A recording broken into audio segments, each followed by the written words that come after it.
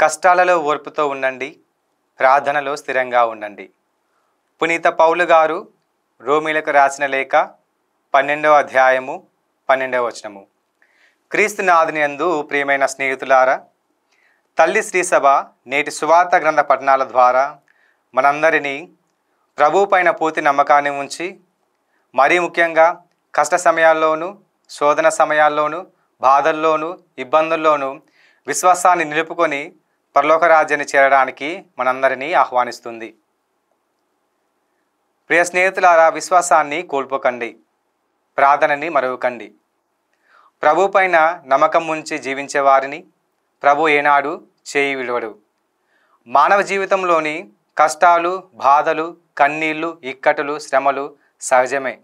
కానీ ప్రభు పైన పూర్తి విశ్వాసాన్ని, నమ్మకాన్ని ప్రదర్శించే వారి జీవితంలో అపజయాలు ఉండవు.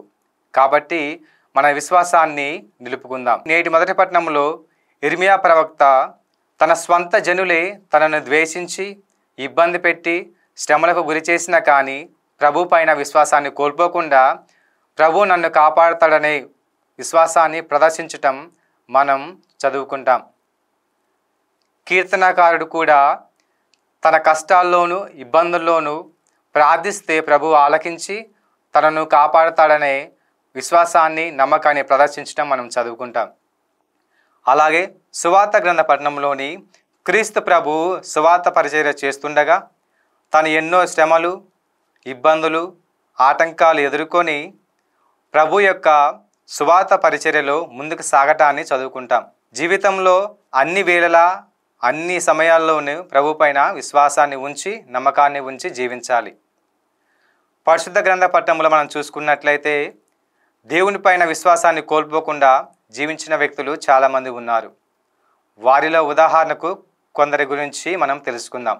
వీరిలో మొదటిగా యోసేపు గారు. తన సొంత అన్నయ్యలే తనను మోసగించి తనను అమ్మివేసినా కానీ ఎప్పుడు కూడా నిరుత్సాహం చెందకుండా ప్రభు పైన విశ్వాసం ఉంచి జీవించారు. కాబట్టే ప్రభు ఆయనను అధికముగా జీవించి ఒక అధికారినిగా నియమించారు.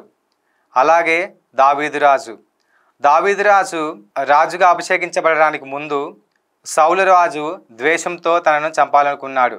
కానీ ఆ కష్ట సమయాల్లో కూడా ప్రభు పైన విశ్వాసాన్ని కోల్పోకుండా నమ్మకాన్ని ఉంచారు. కాబట్టే ప్రభు అతను సౌలు రాజు కంటే అధికంగా దీవించారు.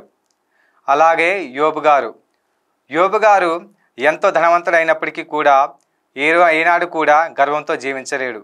చివరికి తన సొంత కొడుకులు, కూతురులు మరణించినా కానీ, కట్టుకున్న భార్య తనను విడిచిపెట్టినా కానీ ప్రభు ఎన్నడూ తనను విడిచిపెట్టడనే విశ్వాసాన్ని ప్రదర్శించాడు.